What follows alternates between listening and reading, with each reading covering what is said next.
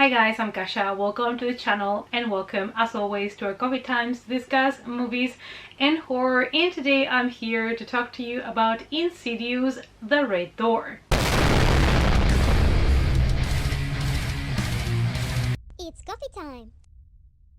Insidious 5, as I've always called it, but officially is Insidious: The Red Door, just hit theaters and I went to watch it on opening night, and I'm here today to let you guys know what I thought about the movie, if it's worth for you to go to the theater or not to watch it, and as always it's going to be spoiler free. Insidious: The Red Door is an American supernatural horror thriller film directed by Patrick Wilson in his directorial debut. It is based on a story and characters by Lee Whannell, and the screenplay is by Scott Teems, who did Halloween Kills. It is a direct sequel to Insidious Chapter 2 from 2013, and it is the 5th installment in the franchise. This is rumored to be the last one, but as we all know with franchises, you never know when it's truly gonna end. Original director James Wan serves here as a producer together with Jason Blum, thanks to Blumhouse Productions.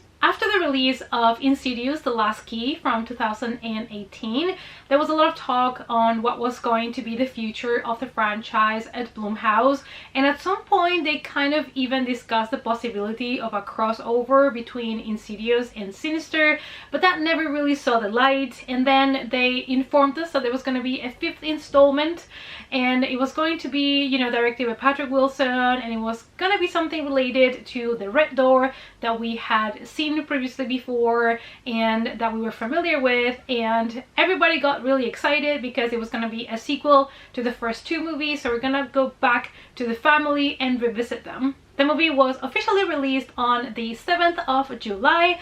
I went to watch it on opening night. It was a packed room full of people, so it's time now to discuss the film. Josh Lambert heads east to drop his son Dalton off at school. However, Dalton's college dream soon becomes a living nightmare when the repressed demons of his past suddenly return to haunt them both. The movie takes place 9 years after Insidious Chapter 2, and it follows the Lambert family as they go on with their lives, and they will have to fight the evil again, the evil from the further, hopefully for one last time.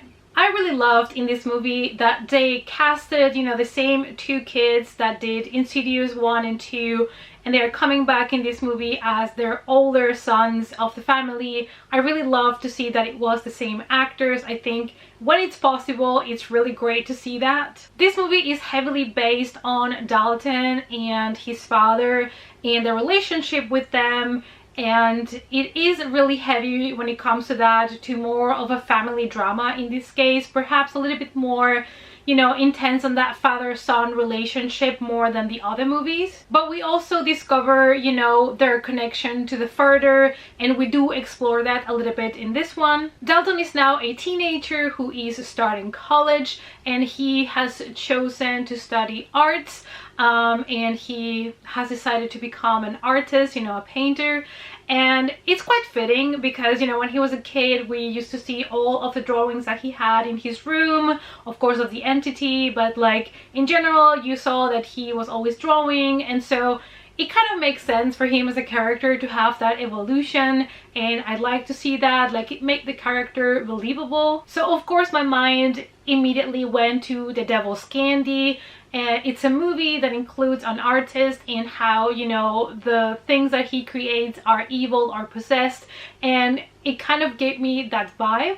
Apart from the family, which are characters that are well established in the franchise, we have a new character, and that is Chris. She's a girl that Dalton meets in college, and she's kind of like the comic relief in this one. She's kind of being that funny character, and for the majority of the time it worked, and I really enjoyed her as a character. One of the things that is going to be quite evident to a lot of people is that this movie has a different feeling when it comes to the colors and the vibe. It is different, perhaps because it is now directed by Patrick Wilson, and he has his own vision of the franchise, and he knows the franchise because he has been involved in it since the very beginning. But the mood and the atmosphere, it does feel a little bit different from the rest of the franchise, which is something that some people might like and other people might not like so much. The movie does center a lot around the relationship between father and son and all the drama that is involved there, all the trauma that they have from everything they have experienced in the past. And then you have this moment when they get to college and it almost turns at some point into a wannabe 2000s comedy, and that didn't work so well for me. I felt a little bit more disconnected from the Insidious universe when we were at college. Like for some of the scenes, not all of them, but some of them, I felt a little bit like we were losing the essence of the franchise. This was a very slow-paced movie at the beginning. It does take its sweet time to establish, you know, where the characters are right now, what they're going through, and it takes a bit until we get to the good bits. And that might be also something that not everybody might enjoy. Another thing that I felt it was a little bit disappointing for me was that even though we do get to go back to the further, I think that there was nothing new to explore in this dimension. There was nothing that added to the lore, to the franchise, nothing that excited me.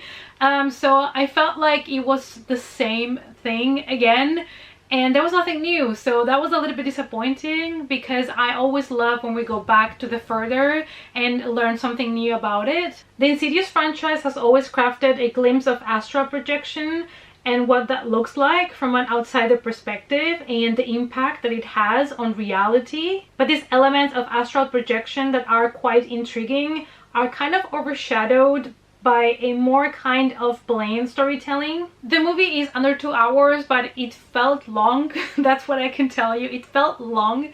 It felt a little bit like it dragged, which is never a good feeling in a movie when you feel like the movie is dragging and it's not ending. Another thing that I will mention is that one of the co-screenwriters of the film was Scott Teems, and he was responsible for Halloween Kills as well.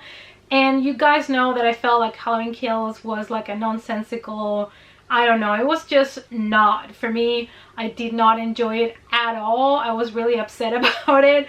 So, you know, I don't know how much influence he had, but it might be part of why this movie didn't work quite as well for me. When it comes to the horror, you know, one of the main elements of the franchise is that it's very atmospheric. All of these eerie supernatural things, the further, all of that, things that we cannot see, we cannot touch. And it is one of the few horror movies that focuses on something else than reality. You know, it is all based on the further and what happens there.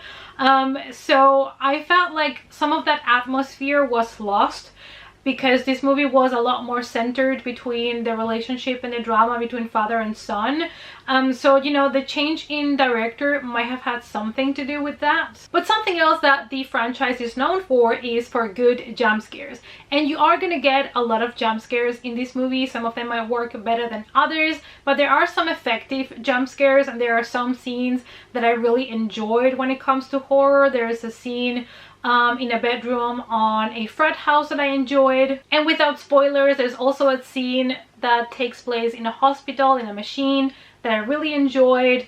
But all in all, I felt like this was one of the less horror movies. Like, it did have a lot of horror elements to it, but it felt like it had less horror to offer than the other installments. Also, when it comes to the resolution, the end of the chapter, I was not extremely excited about it, and you do get to see the red-faced demon, which is something that you assume because we're talking here about the red door, so you expect to see him again, and he does show up, but I just don't like the way that they integrated him. He was always one of my favorite things in the franchise. I love the red-faced demon ever since that first moment when we get to see him for the first time, which is one of the creepiest moments on screen. I love that reveal. I feel like they didn't use him as, you know, as good as they could have in this movie. Unfortunately, I ended up giving this movie a 2 out of 5, which is not a great rating for this movie. I think it's because instead of focusing on what the franchise is known for, which is the atmosphere, the horror and all of that, it kind of took too much time developing the drama between father and son, that relationship. Well, there's nothing wrong about that, but I felt like the focus was a bit lost and it dragged a lot until we get to the good parts.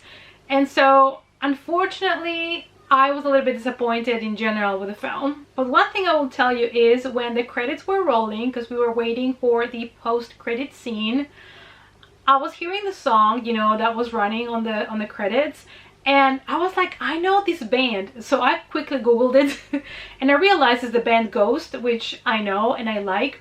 And I also realized that it's actually Patrick Wilson that is singing.